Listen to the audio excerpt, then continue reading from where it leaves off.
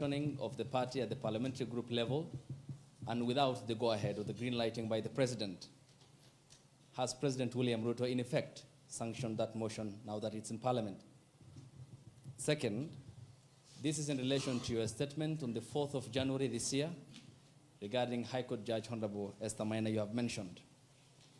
You said you accused her of corruption and you said you'll file a petition, but we never saw you there. You nonetheless said that you have filed a petition. Can you tell the Kenyan people when you have filed that petition?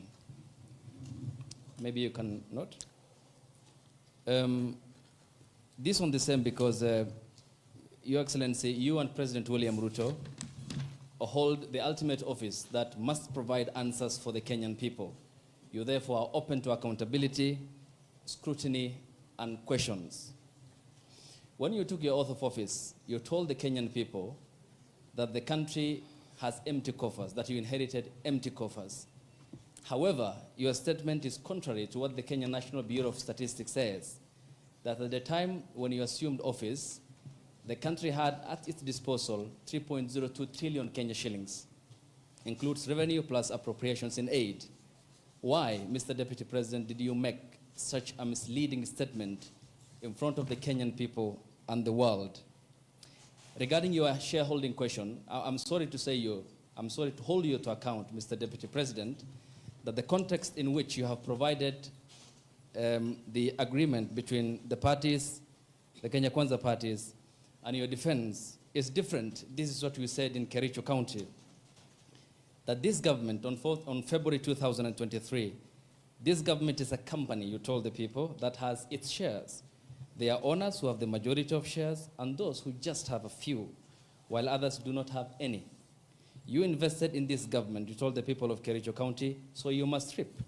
You sowed, you tilled, you put manure and irrigated. Now it's your time to reap. Some few months later, the High Court quashed the appointment of more than 1,406 KRA officials. And the judgment? 700 of those officials were either from the Kalenjin or the Kikuyu community. How much of a responsibility will you take, being part of the presidency, of such gross locking out of Kenyans who qualify, who are competent, who merit, yet half of those appointments went to only 2 communities? That's enough. Thank you.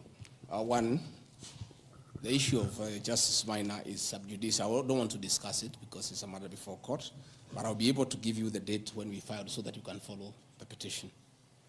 As to the issues that this motion cannot find its way to the Assembly without the President nod, that is true. It can't. It has its nod. As to the issue of shareholding, again, this is a matter that I will be prosecuting.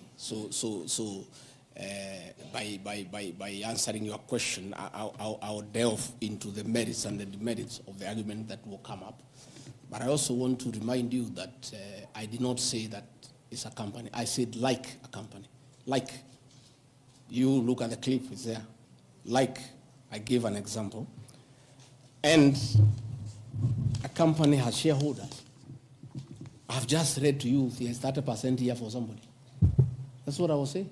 I was just being truthful without removing the agreement. Again, I am not responsible for making appointments in Kenya. I don't make any appointments. The Deputy President does not appoint anybody. You know, the appointing authority. Ladies and gentlemen, because my lawyers tell me we don't want to delve into the merits and the demerits of the presentation that I've made. Yes, Karanja.